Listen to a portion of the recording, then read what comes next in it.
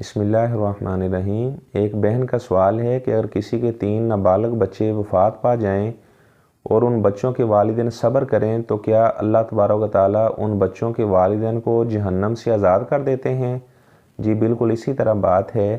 ان بچوں کے والدین کو جہنم کی آگ سے آزاد کر دیا جاتا ہے۔ مسلم شریف کی روایت ہے، آپ صلی اللہ علیہ وسلم کے پاس ایک عورت آئی، اس نے اپنا چھوٹا سا بچہ اٹھایا ہوا تھا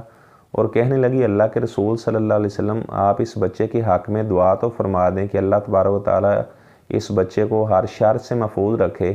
اللہ تبارک و تعالیٰ اس کو ایمان سلامتی والی برکت والی لمبی زندگی عطا فرمائے۔ اور کہنے لگی، اللہ کے رسول صلی اللہ علیہ وسلم میرا دل ٹوٹا ہوا ہے، اس چھوٹے بچے سے قبل میرے 3 بچے فوت ہو چکے ہیں۔ تو آپ صلی اللہ علیہ وسلم نے بڑا تعجب کیا، آپ نے فرمایا آپ کے 3 بچے فوت ہو چکے ہیں؟ اس نے کہا جی اللہ کے رسول صلی اللہ علیہ وسلم اس بچے سے قبل میرے 3 چھوٹے بچے وفات پا چکے ہیں۔ تو آپ صلی اللہ علیہ وسلم نے فرمایا آپ کے لیے تو بہت بڑی بشارت ہے۔ اس نے کہا اللہ کے رسول صلی اللہ علیہ وسلم کون سی بشارت ہے؟ تو آپ نے فرمایا کہ آپ کو اللہ تبارک و تعالیٰ نے جہنم کی آگ سے آزاد کر دیا ہے، آپ تو جہنم کی آگ سے آزاد ہو چکی ہو۔ یہ روایت مسلم شریف میں موجود ہے، 2636 نمبر ہے اس روایت کا۔ تو اس طرح بخاری شریف میں یہ روایت موجود ہے، 2 بچوں کے بارے میں بھی اس طرح روایت آتی ہے، جس کے 2 بچے بلوغت سے قبل وفات پا گئے اور والدین نے صبر کیا تو اللہ تبارک و تعالیٰ ان بچوں کے والدین کو جنت میں داخل فرمائیں گے، اسے اللہ تبارک و تعالیٰ اس بچے کے والد کو اور والدہ کو جہنم کی آگ سے آزاد کر دیں گے۔ تو یعنی پہلے آپ صلی اللہ علیہ وسلم نے 3 کا ذکر کیا تھا،